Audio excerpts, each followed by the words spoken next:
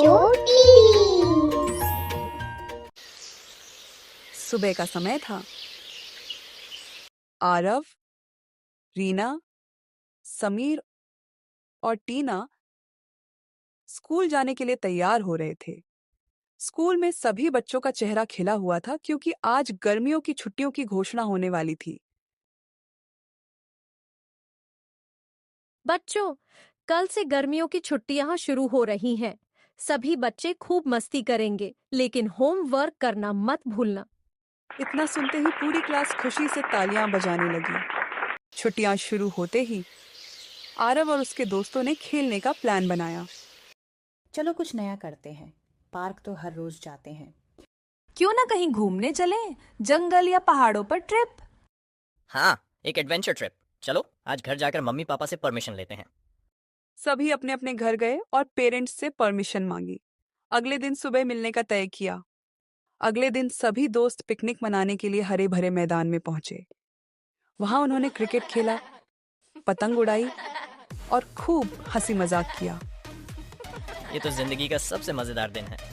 लेकिन तभी जमीन हिलने लगी और अचानक उनके पैर के नीचे से जमीन खिसक गई।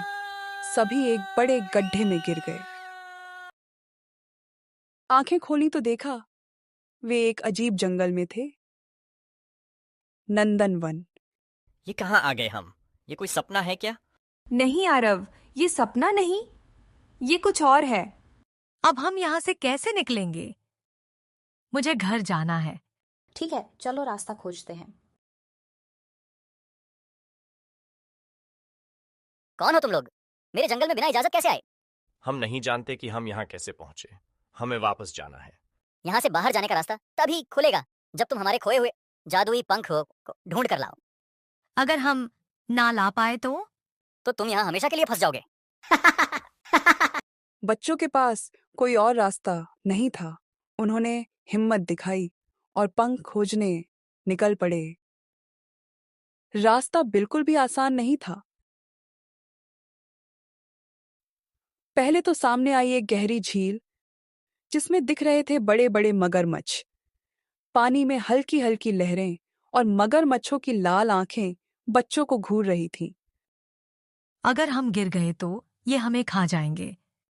डरना नहीं। अगर हम शांत रहे और सही समय पर छलांग लगाई तो पार कर सकते हैं। पर अगर मैं फिसल गया तो? हम तुम्हारा हाथ पकड़ेंगे, हम सब साथ हैं ना।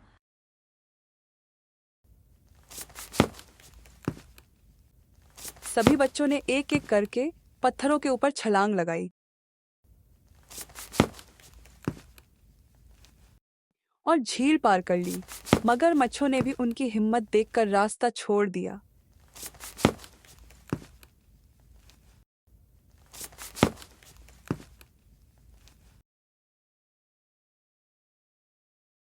आगे बढ़ते ही वे पहुंचे एक अंधेरे जंगल में, जहां पेड़ अपनी शाखाएं हिलाकर डराने लगे। कौन हो तुम? यहाँ से लौट जाओ, वरना रास्ता भूल जाओगे। हमें क्या करना होगा? पहेली का उत्तर दो। ऐसा क्या है जो जितना बांटो उतना बढ़ता है? ये तो खुशी हो सकती है। सही उत्तर। जाओ, तुम्हारा रास्ता खुल गया। पेड़ों ने अपने रास्ते खोल दिए और बच्चों ने राहत की सांस ली। देखा, अगर दिमाग से काम लो तो डर भी भाग जाता है।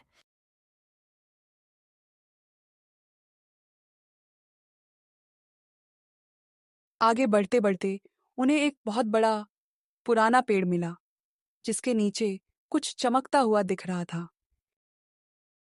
वो देखो, वो क्या चमक रहा है। शायद वही जादुई पंख है। उन्होंने धीरे धीरे पास जाकर देखा।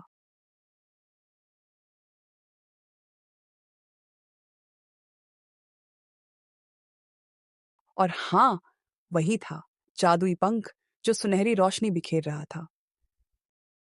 आखिरकार मिल गया। अब हम वापस जा सकते हैं।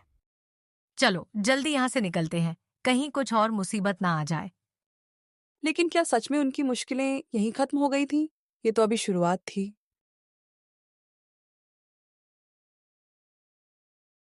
जैसे ही बच्चों ने जादुई पंख उठाया, चारों ओर गहरा अंधेरा फैल गया। तेज हवाएं चलने लगीं और अचानक जंगल के सारे रास्ते गायब हो गए। चारों तरफ एक रहस्यमयी आवाज गूंजने लगी। सिर्फ वही आगे जा सकता है जो अपने अंदर के डर और कमजोरी को पहचान कर उन्हें हराए। 4 चुनौतियां तुम्हारे रास्ते में हैं।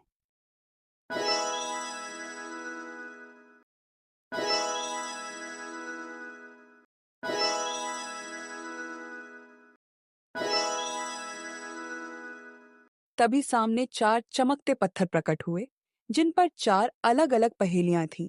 हर पत्थर के पास एक चमकती हुई आकृति थी, जो बच्चों के दिल के डर से जुड़ी थी। मुझे कभी किसी ने देखा नहीं, फिर भी मुझसे सब डरते हैं। जहां रोशनी होती है, मैं वहां नहीं होता। मैं कौन हूं? ये तो अंधेरा है। जब रोशनी होती है तो अंधेरा भाग जाता है। डरने की क्या बात? सही उत्तर। जब रोशनी साथ हो तो अंधेरा कभी नहीं टिकता। पत्थर गायब हो गया और रास्ता थोड़ा सा खुल गया, लेकिन बाकी चुनौतियां अभी बाकी थीं। मैं जितनी ऊंची होती हूँ, लोग मुझसे उतना ही डरते हैं। लेकिन अगर गिर जाओ तो फिर से उठना सीख सकते हो। बताओ मैं कौन हूँ? ये तो ऊंचाई है। ऊंचाई से डरने के बजाय उससे मजा लो। गिरने से कुछ नहीं होता, फिर से चढ़ सकते हैं। सही जवाब। गिरने से सीखने वाले कभी हारते नहीं। रास्ता थोड़ा और साफ हो गया, लेकिन अभी भी अंतिम दरवाजा बंद था। जब तुम अकेले होते हो, तब मैं तुम्हारा साथ देता हूं। मैं दिखता नहीं, लेकिन महसूस होता हूं। मैं कौन हूं?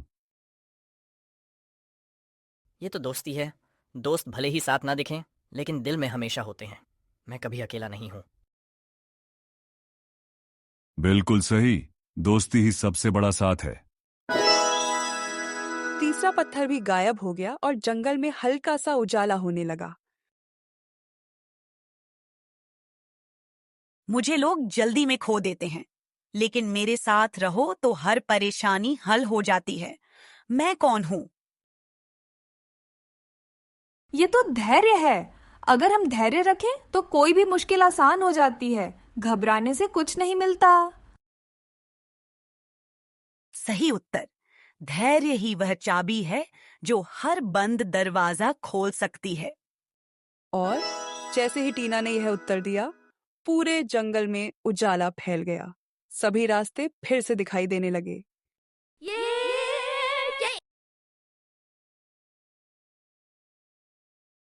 आखिर में एक बड़ा दरवाजा सामने आया, जिस पर लिखा था, सिर्फ वही इसे खोल सकता है जिसे खुद पर विश्वास हो। दोस्तों, हम सब एक साथ हैं। अगर हम खुद पर भरोसा रखें तो कोई भी दरवाजा बंद नहीं रह सकता। चलो, एक साथ हाथ रखो। सभी बच्चों ने एक दूसरे का हाथ पकड़ा और कहा, हमें खुद पर भरोसा है।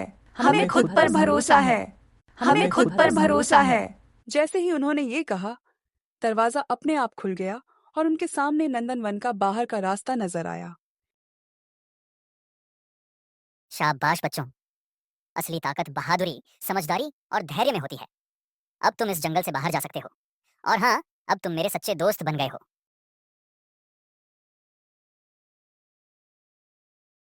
चलो दोस्तों, अगली बार जब ट्रिप पर चलें तो ऐसे जादुई जंगल में गिरने से बचेंगे। लेकिन ऐसा रोमांच फिर कहाँ मिलेगा? और इस तरह बच्चों ने अपने डर, कमजोरी और जल्दबाजी को हराकर नंदनवन की सबसे बड़ी परीक्षा पास कर ली। बाहर आते वक्त समीर की नजर एक चमकती चीज पर पड़ी, जादुई घड़ी। उसने चुपके से वो घड़ी उठा ली। क्या पता काम आ जाए। अब सभी वापस अपने शहर में थे, छुट्टियों का मजा ले रहे थे। तभी समीर ने वो घड़ी सबको दिखाई। घड़ी को बाएं घुमाओ तो वे अतीत में चले जाते, दाएं घुमाओ तो भविष्य में। वे अपने बचपन में गए, जब उनके पापा मम्मी उनके साथ खेलते थे। फिर भविष्य में, जहां उड़ती कारें थीं। यह तो सबसे शानदार घड़ी है। तभी एक डरावना शख्स आया, टाइम स्नैचर, जो इस घड़ी से पूरी दुनिया पर राज करना चाहता था। बच्चों, तुम जिस घड़ी के साथ खेल रहे हो वो मेरी है। अब मैं इसका इस्तेमाल पूरी दुनिया को अपने समय के जाल में फंसाने के लिए करूंगा। हम अपनी दुनिया की रक्षा करेंगे। तू चाहे कितना भी बड़ा क्यों ना हो, मिलकर हम तुझे हरा सकते हैं। टाइम स्नैचर ने अपने चारों ओर घड़ी के कांटों से बने एक टाइम केज का जाल फैला दिया। उसने बच्चों को समय में फंसाने की कोशिश की। दोस्तों ध्यान दो, उसकी ताकत इसी घड़ी से आती है। अगर हम घड़ी के समय को उल्टा घुमा दें तो शायद उसका जादू टूट जाए। चलो फिर देर मत करो। सभी बच्चों ने मिलकर टाइम स्नैचर का ध्यान भटकाया। कोई उस पर पत्थर फेंक रहा था, कोई पेड़ के पीछे छुपकर उसे चिढ़ा रहा था। और तभी आरव ने घड़ी को तेजी से उल्टी दिशा में घुमा दिया। जैसे ही घड़ी उल्टी दिशा में घूमी, टाइम स्नैचर के चारों ओर समय का तूफान उठ खड़ा हुआ। उसका शरीर धुंधला पड़ने लगा। उसकी ताकत कमजोर होती चली गई। नहीं, ये संभव नहीं। मैं समय का मालिक हूँ। लेकिन सच ये था कि समय किसी का गुलाम नहीं। उसकी सारी शक्तियां खत्म हो गईं और वो धूल बनकर उड़ गया। आखिरकार बच्चों ने अपनी सूझबूझ और हिम्मत से टाइम स्नैचर को हरा दिया।